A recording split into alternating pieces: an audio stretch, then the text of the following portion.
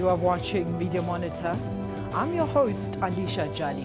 Remember to share your views on our topics today. You can give us a call on the following numbers. It's +2711 if you're outside South Africa, 714-6843, 714-6847, and 714-6857. Alternatively, you can interact with us on Facebook and on Twitter at SA Media Monitor. But first, let's have a look at the top stories from across all media platforms.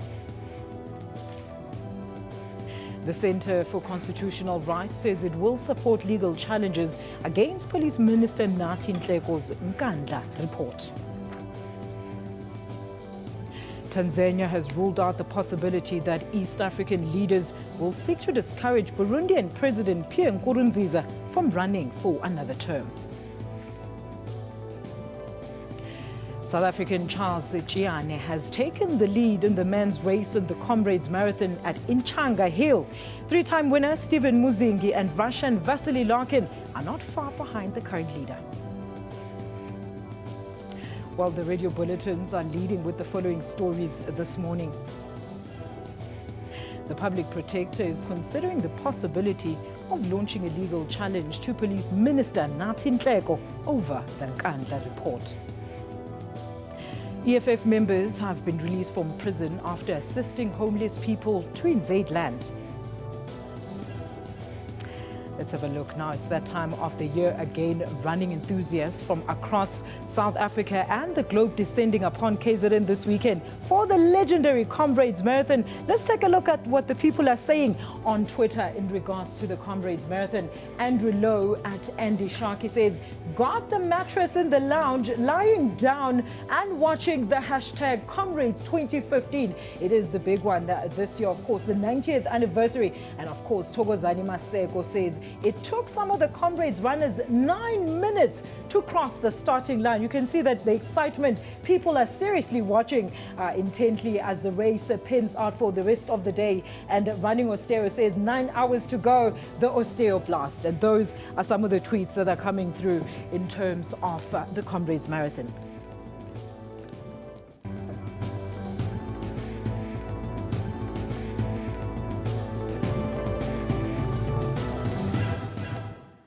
Welcome and good morning. Our guest today, we have Mr. Wellington Radu, who is a media practitioner from Media Monitoring Africa. Now, before joining Media Monitoring Africa, Wellington was a tutor at the University of Zimbabwe.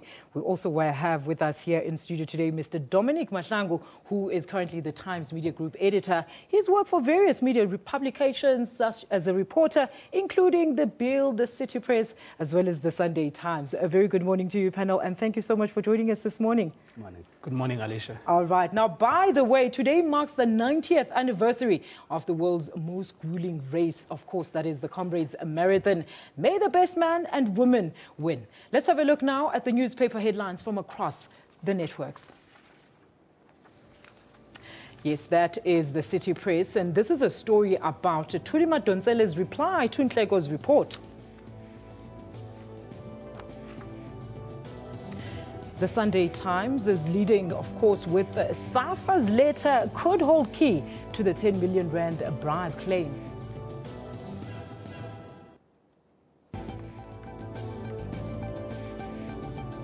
The Sunday Independent says the newly elected Nelson Mandela Bay Executive Mayor and SAFA President Janet Jordan has now confirmed that the 2010 local organizing committee did pay 10 million rand, but this was not a bribe. Same story on the weekend, August. It's about this 10 million rand. It's leading with the same story as the Sunday Independent. And of course, the Sunday Tribune, yes, it's still about the money. The Tribune is also leading with the 2010 FIFA World Cup scandal. It seems that all the newspapers today are leading with, of course, the big scandal, which is the FIFA scandal. Let's have a look now at our newspapers here in studio. The Sunday Times, let's start with the headline there. Zuma must pay up or go to court. Now, the Sunday Times, gentlemen, alleges that according to Thuli Madonsela, Zuma should approach the Constitutional Court if he has any doubt on what to do with her report. Let's start with you, Wellington. Should the president go this route?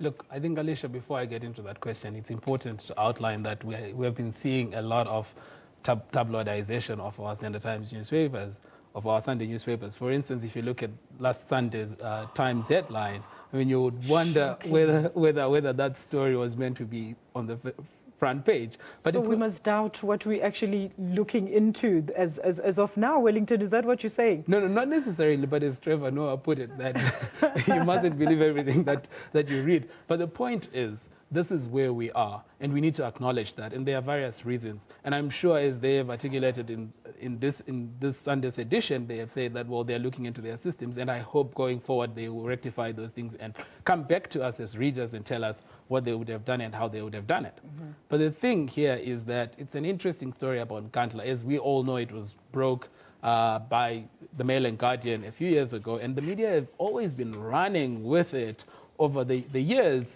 And also not just media, but politicians and opposition parties and civil society have been running with the story. And we're getting to a point where I think the chickens are coming back to roost. So we'll see as how it develops and how it goes. But I'm sure it's going to be with us going forward. Dominic? Yeah, my take on this story, first to just allay your fears. I mean, I work in that building. I sit across the Sunday Times newsroom. What happened? I can assure you and the listeners at home that steps are being taken. Because of now and again, you do find, those slip-ups, you do find gaps in your editorial decisions. But the whole of this week, I mean, the management of Sunday Times were handling this matter. And that I can assure you that systems are being tightened up. Because of out of this thing, I mean, there are lessons to be learned. And I always say that as newspapers, the first role is not to deny or object when people raise objections about your editorial decision, but it's to look at those complaints and make sure that you learn out of them, and also assure your readers, that your readers, your listeners, even the SABC goes through that process where there are slip-ups. As a media houses, we should acknowledge those mistakes and move forward. But coming back to the story of Nkandla, I mean, it's not going to go away. I mean, the president can wish. Ministers can hope that our people, as the ANC would like to use that phrase, our people will understand. Unfortunately, people are having doubts about the narrative that is coming out of the president's office.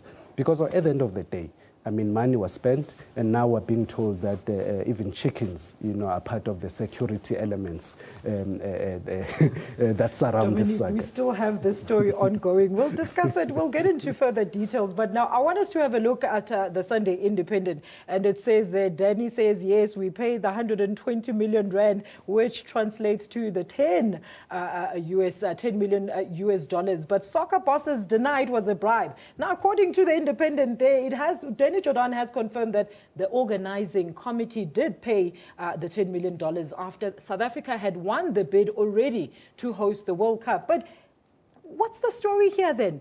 Wellington? Look, what's interesting about this story is that the sports minister during the course of the week denied that South Africa ever paid anything. But it's quite fascinating that Danny Jordan is coming out and saying this. But I think what we need to start questioning is, why was that money paid to some Caribbean Football Association to focus on their own development when we need development on the African continent? And at the end of the day, who suffers here? Those are the questions that we need to be looking at. Dominic? No, I think Mr. Danny Jordan can try and dress up the truth in different ways. The fact of the matter is that money was paid. I mean, I seriously agree with you that why money was paid outside this continent. Because we've got serious challenges in this continent in terms of soccer development. And my worry is that when this story broke, Mr. Danny Jordan was quiet. I mean, he should have acted. He should have been the first one to say, look, guys, here's the picture, and this is how this whole thing unfolded.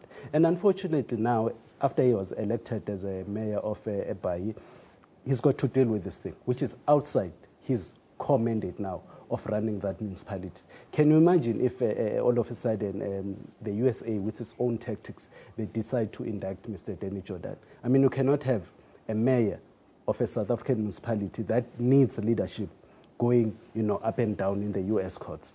I hope that Mr. Danny Jordan, when he comes back from Zurich, he will take this country into his confidence and explain himself.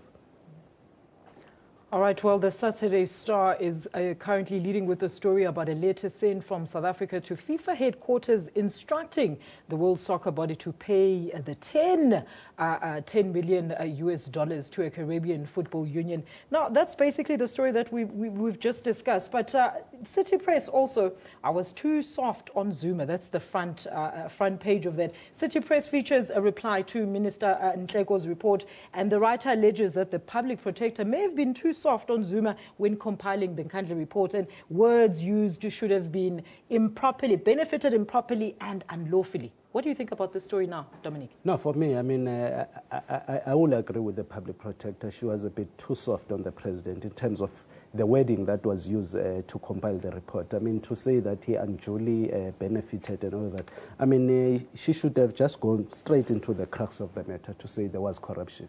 I mean, at the end of the day, we're dealing with people who inflated prices. We're dealing with a process that was not properly managed. But the unfortunate part of it is that where we needed leadership was lacking. Because of the president was supposed to be the first one to raise an alarm on this thing, to say that around my home state, I see things being built. Because of, I mean, what Minister Ntleko was telling the public, I mean, during the week, it raises other questions. The first question that I had about this whole process was that, was the minister authorized to do his own investigation? The answer is no. He was supposed just to make a determination out of those reports that were submitted to him. Now we're even shown a video, you know, of some firemen demonstrating of if the homestead, you know, it's under fire and all those things. But you know, the unfortunate part of it is that more and more South Africans are having difficulty in understanding and also in believing what is coming out of government around this matter. Dominic, Wellington. I mean, in light of what he has been saying, then what is the role of the media in articulating these things so that we as citizens can understand? But let me go back a little bit. I think I also agree with Dominic here, where he says that the public protector has been soft. But as she clearly admits in the story, she actually says that this doesn't really matter. It doesn't really matter because she made that ruling and it still stands. And what needs to happen now is taking the matter to the Constitutional Court. Whoever wants to take it, great. But the thing is, a lot of things are going to happen, and I believe that it's going to be taken to the Constitutional Court or some other forms of Let's leave it there, Wellington. Okay. We'll be back for more. We're coming straight back after this, and we're going to discuss the news of the week as well as the inside newspaper stories catching our eye today. Do stay tuned for that and more when Media Monitor returns. Stay with us.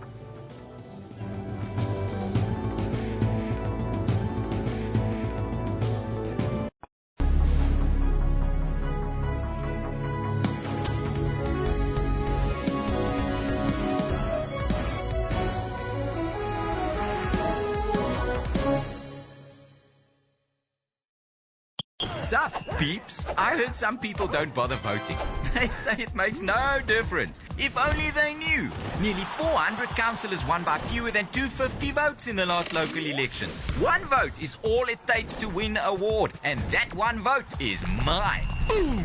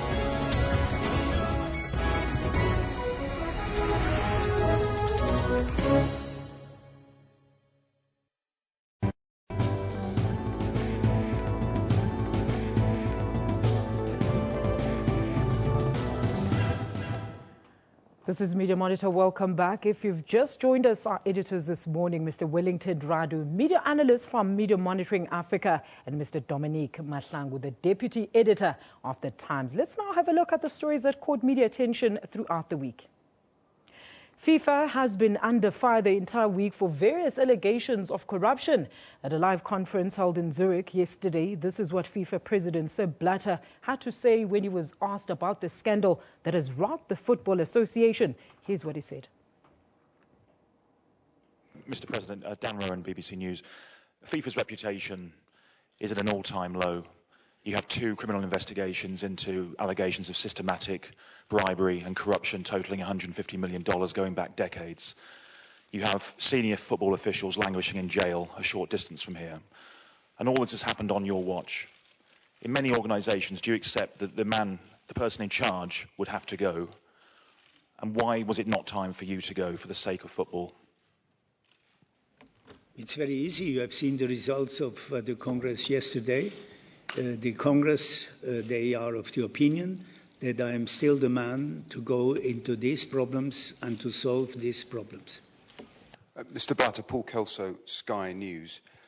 In the FBI indictment that has been published, it says a senior FIFA official authorised a $10 million bribe to be paid to Jack Warner. Do you know who that was? Was it you? I don't go into these allegations or your question. If such a thing is now somewhere in investigation, so let the investigation go, and definitely that's not me. Mr. Blatter, Steve Scott from ITV News. I was wondering, have you had any direct contact or contact at all with either the Swiss or the US authorities who are conducting these 2 criminal investigations? And if not, are you concerned at some stage you might be arrested? Listen, question number 1, no. Question number 2, arrested for what? Next question. Well, gentlemen, what do you make of the President's answers? Let's start with you, Dominique. No, I think he's being bullish, and my take about this whole FIFA scandal is that those around Mr. Sepp Blatter could not afford to have him outside the office, not being elected. They still need him in order to protect themselves from this scandal. So it doesn't surprise me when I see him being re-elected.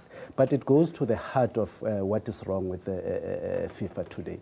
Because of Mr. Sepp Blatter, there are those who will tell us today that he's been the champion of the underdogs, you know, the Caribbean countries, the African countries, and the Pacifics, in order for them to have power in running FIFA. But the truth of the matter is that Europe, UEFA, and other bigger nations still play a major role. Can you imagine, Alicia, a situation where we go to the next World Cup, major sponsors are no longer part of the tournament, UEFA decides to pull out? I mean, what kind of a tournament are you going to have? I'm not saying that bigger nations to dictate terms on how world football is governed. But the fact of the matter is that where there's corruption, we should not now turn around and say that no, Mr. Sepp Blatter is needed in order to empower the smaller nations. We must deal with this corruption. But you know, what I wanted to ask, and it's a great thing that you mentioned it, Dominique, was that what do you make of him, being re-elected after all these allegations? And can South Africa rest easy on that issue about the bribe, Wellington? So 2 things here. The FIFA story is almost similar to the story that we have been talking about in Kantla now. I mean, it would have been really naive for us to think that the police minister, for instance, was going to make a determination and say this is the amount of money that the president has to pay. Just as well, I think that it would have been naive for us to think that there isn't any corruption happening at FIFA, because we know for years FIFA is almost run like mafia style, right? And this is and surely these are the things that people needed to have said, you know what, enough is enough. You can't allow Sepp Blatter to be there for 17 years going on to 20 years. It's ridiculous, because the moment you have a lot of power, you tend to abuse that power. So there need to be checks and balances. So it's really, really bad for football, and especially for soccer-loving people. But doesn't he have a point, I mean, to Blatter, to question the time that these allegations actually came out just in time for the elections, Dominique? Yeah, for me, I mean, now we are dealing with what I call the Cold War tactics, I mean, between the US and Russia, and then we are going to have a lot of stories coming out of this. But the timing, I mean, as the US is saying, it's unfortunate. It's not unfortunate. I mean, they knew what they were trying to do. They were trying to make sure that Mr. Sepp Blatter is not re-elected. But unfortunately, I mean, their timing is way out.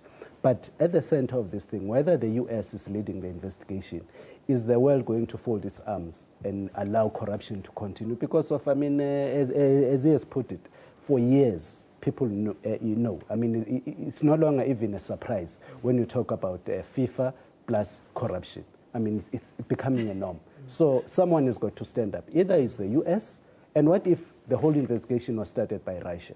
What would have been the narrative this morning?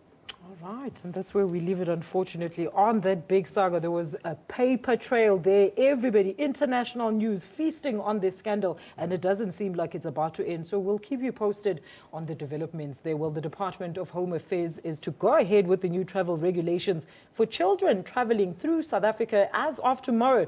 Now, this is despite concerns from travel and tourism industry. Home Affairs says the regulations are introduced to counter child trafficking. Now, children will require an unabridged birth certificate and also the permission of both parents. Let's have a look at this clip. One parent or another person is traveling with somebody else's child, that will require valid passport, an unabridged birth certificate, and parental consent affidavits. Travelers who are from countries that are not visa exempt do not have to bring along an unabridged birth certificate for children traveling with. All right, well, gentlemen, let's have a look at this. Tourism versus safety. Is everyone looking at this holistically in a beneficial way of looking at this legislation? I mean, the SA Bureau for Missing Persons estimates that a child goes missing in South Africa every 5 hours, and that totals 1,460 kids per year, and 1.2 million children are actually trafficked per year. So where do we start? Do we think about tourism or safety first of our children? Dominique, let's start with you. I mean, on this one, I will fully agree with the measures being taken by government. I mean, we cannot have a situation where people just come willy-nilly and live with kids at the drop of a hat. I mean, what the story is not being told here is that as South Africans, we should realize that the measures that are being taken by the Home Affairs and government are nothing compared to what other countries require when you travel to those countries. So before we start judging and before we start throwing stones, we should look at what other countries, I mean, strict measures are required to enter into certain countries in Europe. But the tourism industry will forever be raising issues because of they don't want any impediments, along the way in their course of business. But in this matter, I think as South Africans, we should not only assist government in making sure that we tighten up our systems, because we cannot have a situation where a child, as you have said, just goes missing and then is taken out of the country so easily. Wellington. Look, I think the regulations are welcome. The challenge is how they have been communicated. And I don't blame media for this in as much as I also blame the Department of Home Affairs for not communicating them well to different people, because a lot of people obviously will be turned away, and it has been happening, right? But the thing is, let's not assume that human trafficking happens into South Africa, where children are taken from outside the country alone, because it does happen within the country. So to be holistic, I think we need to be looking at measures that prevent child trafficking within the country, in as much as we're looking at cross-border human trafficking. Look, there are concerns from travel and tourism industry that this new regulation coming into effect could have a negative impact on tourism. Your views and concerns?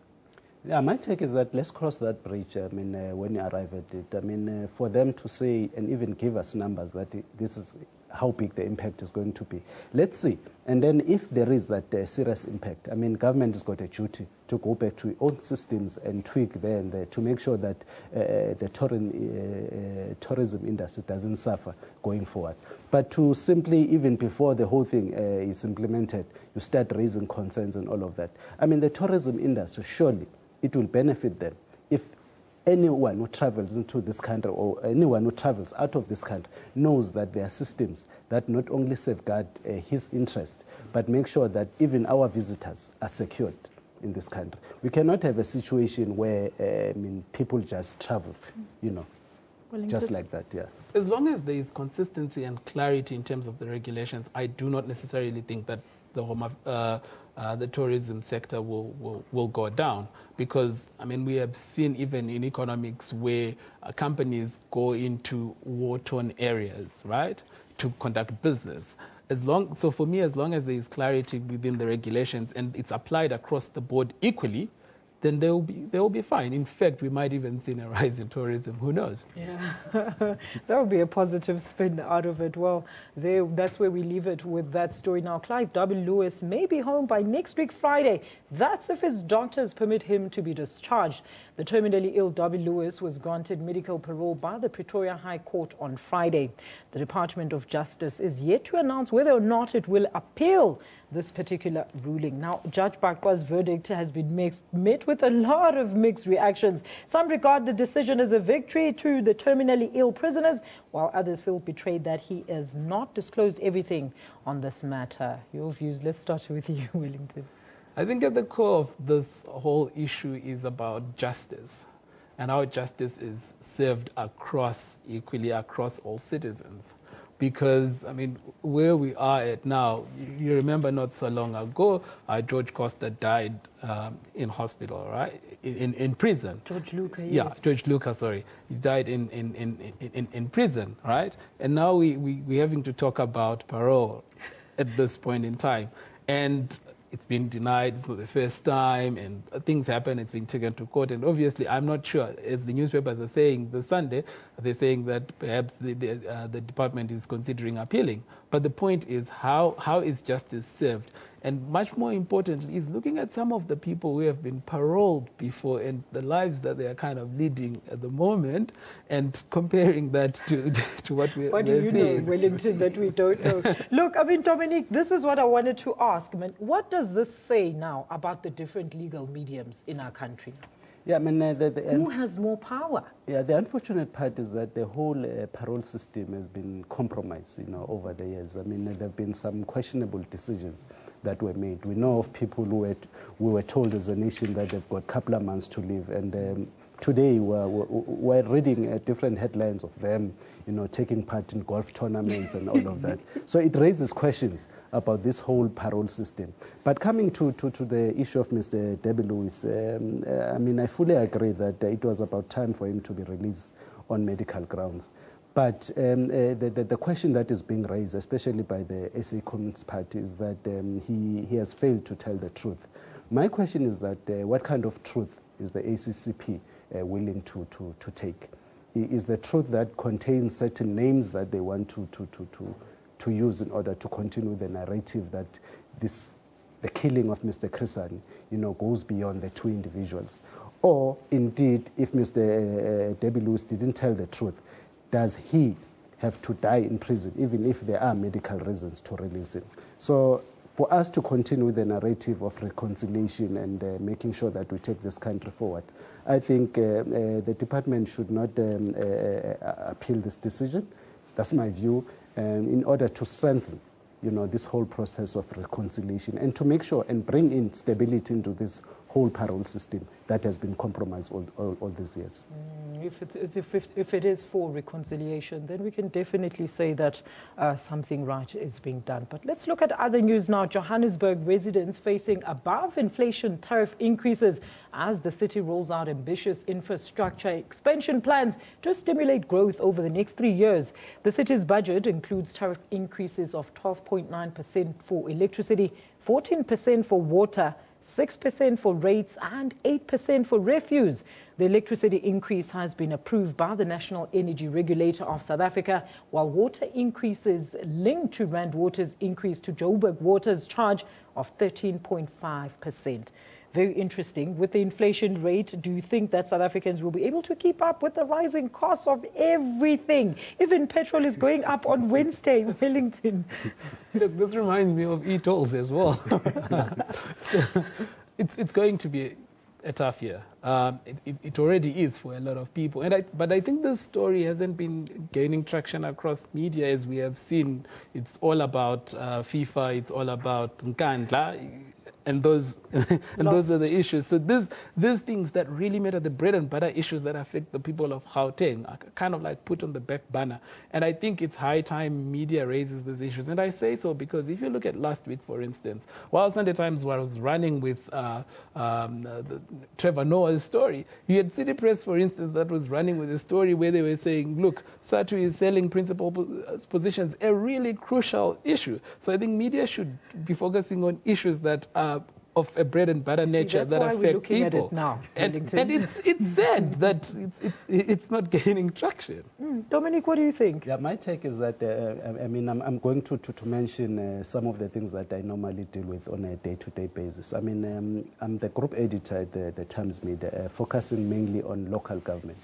We took a decision, after we've done a number of research, that told us that our people, whilst they might be interested in headlines about Nkandla and all of that, the bread and butter issues are important to them. Hence, now we've got a serious unit that focuses strictly on local government. We took the story apart midweek as a newspaper to say that the city of Joburg is facing a serious cash crisis. Because of whilst it's got to increase the tariffs and all of that, the recovery process in terms of are people paying for services that are being rendered? And the answer is no. City Power is not getting paid. Pick It Up is struggling to collect. And then you've got Joburg Water that is losing water. Millions and millions of liters that are being lost due to aging infrastructure.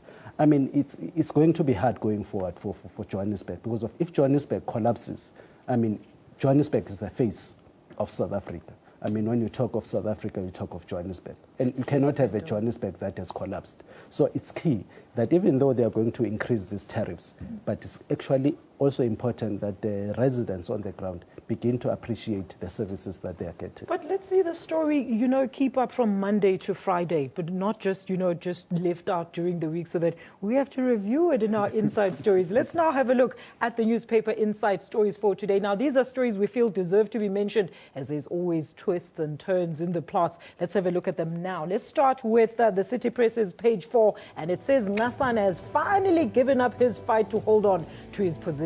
What do you think about this story, panel? Yeah, for me, it's about time. We cannot have a situation of the NPA leadership being under such scrutiny. Either he fights or he leaves. And I think it also is another dent again on the part of our government in terms of how the NPA is being managed. NPA is key in the fight against crime, corruption, and you name it in this country. And to have these leadership squabbles now and again. And now, the whole saga hanging on top of the head of Mr. Nassan, it's quite unfortunate. In this program, we've discussed this story on several occasions. And finally, I think that with him leaving, it opens another chapter. And I hope that the government would have learned out of this process. But do you think this could be the end of the NPA debacle now, Wellington? I'm not sure. I'm not convinced. And I say so because it's not only the NPA. We know what's been happening at SARS, for instance. And even here, the SABC, the governance crisis, the governance issues that are happening. So unless and until we take measures to solve these issues once and for all, I think we're just essentially transferring the problem, removing the person, giving them a couple of millions, not much, and then get another one, and the cycle begins. So as long as we don't put measures in place that prevent such things from happening, I do not necessarily see this as the solution to it. No, it doesn't say he took millions here, Wellington. The story says that he actually had a very small and emotional farewell that was held on Friday. I know. I'm just saying that with regards to other crises that we are seeing in other institutions, we have been seeing people given a couple of millions or a little. Let's leave it there. After the break, we're going to discuss the Gauteng education departments and the current woes that are plaguing the department. Please don't go away.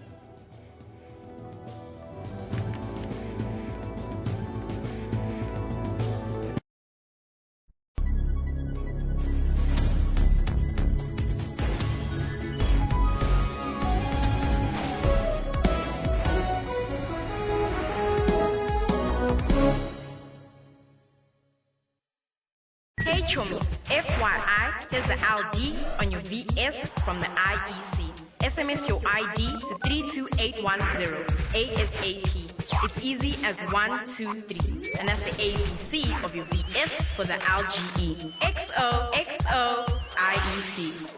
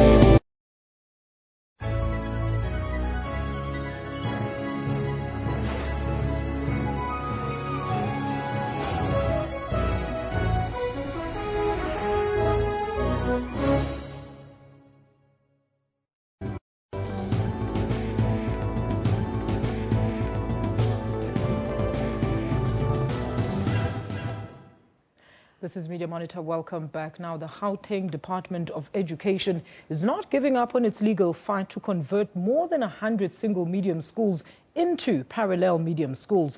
Now, this week, the South African High Court ruled in favor of the Federation of the Governing Bodies of South Africa in determining language as well as admission policies. Now, to take us through this issue, we are very pleased to be joined here in studio by Gauteng MEC for Education, Mr. Panyaza Lesufi. Sir, a very good morning to you once again. Thank you so much for being with us. Thank you so much. Thank you so much. MEC, do you accept the ruling? If not, why? And what's the next move? Well, I don't understand why our children cannot study and play together. I mean, a 6-year-old does not know race, does not know language. He believes that the future belongs to them. So I really believe that if we can leave this matter without being challenged, we are creating a wrong precedent, that non-racialism is a failure in this country. And non-racialism is the future. You can delay it, but you can't postpone it. Reality is that our children will play together one way or another. And that's the reason why we're taking this matter on appeal. We still believe that we've got a strong case and another court can come at a different judgment. All right, but you can't tell us what you're going to do at this stage, MEC, in terms of taking this issue forward. No, we are. We know. We've briefed our legal teams. We're going back to court to request that we be given leave to appeal, and then if we get that, then we're in a position to take it. But my challenge is clear. I really feel that let's not waste time. Let's go straight to the Constitutional Court. That's my view. To say, because if we go to Bloemfontein to appeal and someone get an outcome that they're not happy with, they'll also want to appeal to the Constitutional Court. So instead of wasting time, let's go straight to the Constitutional Court. Let the Constitution declare non-racialism at something that is not right. Because I'm also protecting Africans sexually. If a school has, instead of having 600 learners, they've got 200 learners.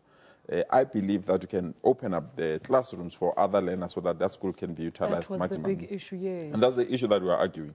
But if people say that we must leave that school, it means that if we close that school on economic reasons, those 200 children must go and find another school somewhere, which is more costly. But we believe that if we say open up, we'll be in a position to do this thing. But there's a battle that I'm not prepared to lose. Whatever it takes, we'll take it until to the ultimate end. If the Constitutional Court says non-racialism is wrong, then we'll accept that. But for now, we are not going to. Our children deserve to play together. And those that believe that apartheid privileges must be defended, unfortunately, I've got bad news for them. You can defend them now, but I can assure you, we'll open up those resources for all our children. And the MEC always says he's very firm when it comes to these issues. Now, reports suggest on another issue, MEC, that there has been an increase on the number of break-ins in the Gauteng schools since the intro of the tablets. True or false? It's a very bad indictment of how people treat education in this country. It's true. I mean, with lots and lots of criminal gangs that targeted our institutions. You will know that the banks and other institutions have strengthened their security, so we are easy target. We're sitting target, so people will come here. But we've got a tracking device in this tablets. The one that we introduced this year that we gave to learners, those ones are still intact. No one is taking them because they know we'll track them. But unfortunately, 2 years before I arrived, the department also bought some tablets that they gave 40 each to schools. These are the tablets that are targeted by criminals. So what we have done, we are taking advantage of the school holidays. So we've retrieved them so that during the school holidays, we can then upgrade the tracking devices and then take them back to learners. So I'm not going to disrupt school. So it's not recalling them completely because they were faulty somewhere? No. It's just to strengthen the security features, and we can be in a position to. So learners will have them. Actually, we are, for the first time in the history of this country, all our matriculants in Gauteng will be on a paperless classroom when they reopen after June. So we're going ahead with this program. All right, Minister, people want to know what are the implications to these losses to teachers and students who were already using this type of technology, the tablets? Nothing much so far. I mean, I'm quite impressed with these young ones. You know, I went to them to address them, and I said to them, now that we're in a paperless classroom using tablets, what is it that you want me to do? And they said to me, MEC, don't bring back that thing called the chalkboard again.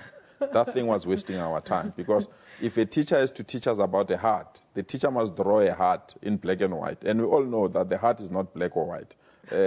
And I really feel touched by these sentiments, because our young ones have declared, and we have declared in this government, that the next time you want to see a chalkboard and a duster, you must go to a museum, because we'll not see them in our schools now. We are going paperless. We're introducing all our grade 12s to a paperless classroom come July this year. And then we'll then introduce it until 2019. So they will never see a chalkboard or smell a chalkboard, or during a lesson be asked to go outside to clean a duster. All right, so MEC, these iPads, these tablets will be back in the classrooms available for the next term? Yeah. They'll be available immediately when they come back from the holidays. All right. But MEC, look, the e-platform application has not gone without its own criticism. It's argued that it gives unfair advantage to those who can actually access internet. What about the kids from rural areas? The future is paperless. You know, I'm one person that believes that you can't ask communities to give information that government is having it. When you apply for a bank account today, you don't go and fill papers. You do it on the internet.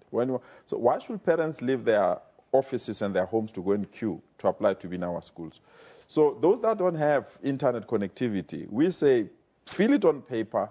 We have people that are assigned the task to convert it from paper to paperless. Mm-hmm. But from next year, we're going completely paperless. So we are going to apply for your child to be in a classroom while you're in your offices. Those that can't fill it, would assist them to fill using the internet to fill those papers. So it's paperless.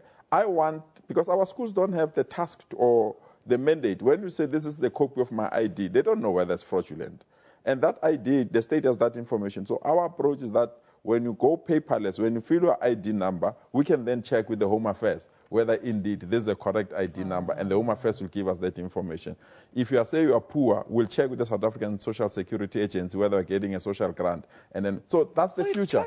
It's just to protect the integrity of the system and ensure that we've got correct information, and the information that we have, we can utilize to appoint teachers and to buy textbooks. Let me see, is there education around these very issues that you've just pointed out to me here, for the parents, for the public at large? We are trying to. I hope, like your institution is a developmental broadcaster, so we hope those that understand the importance of these things will support us. We have to. That's the future, must be honest, so that we protect the information. Because previously, you have people that will apply at 3 schools. So we won't know whether these are 3 different persons or one person. Now with this system, with an ID, we will know that this one person who's trying to get admission in all other areas. So the information will be accurate, and then we can plan correctly and appropriately. Thank you so much for your time this morning, MEC. I really appreciate it. Thanks. MEC Panyazale Sufi here with us talking educational matters. Now, after the break, we wrap up and have a little bit of fun, so stay right there.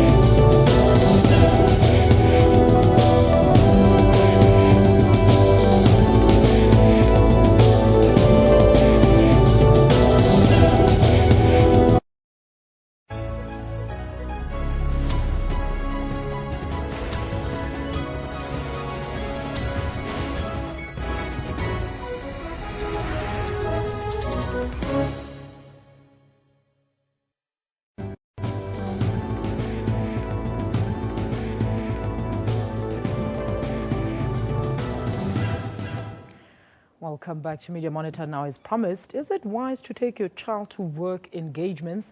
Warriors basketball star Stephen Curry's 2-year-old daughter Riley stole the spotlight during her father's press conference. Let's have a look at what transpired. You stay right there. Okay. It's entertaining basketball, but it's we're both supposed to That's too loud, Daddy. I know. Hold on one second, okay? Be quiet. There's gonna be stretches where he plays well, and obviously he did that for his team in the third quarter to really keep him close and keep him in it. And he made some crazy plays that we defended well, and we'll live with those shots. You said it again? Did you feel like you needed to do a little bit extra offensively in the fourth quarter to pick this team up and lead them to the victory? What's wrong? Come sit right here. Thank you. You come out and want to be aggressive, but it always doesn't click, and you kind of be a resilient team and find different ways to win games. And we've done that all season during the regular season. We don't want to be in the hole, especially in the first half. That's not how we envision the game going. But we fight, and that's the one thing you can count on with this team. We're going to fight and get back into games. Are you in control of her at home? She is just like this. She's only 2. It's the craziest thing ever. Well, gentlemen, I just want to assure you, if I have you on the show, please behave when I interview you. Well, let's have a look now at the events happening during the month of June. Well, June is celebrated as a Youth Month in South Africa. One of the events kick-starting this Youth Month is International Children's Day, which is tomorrow.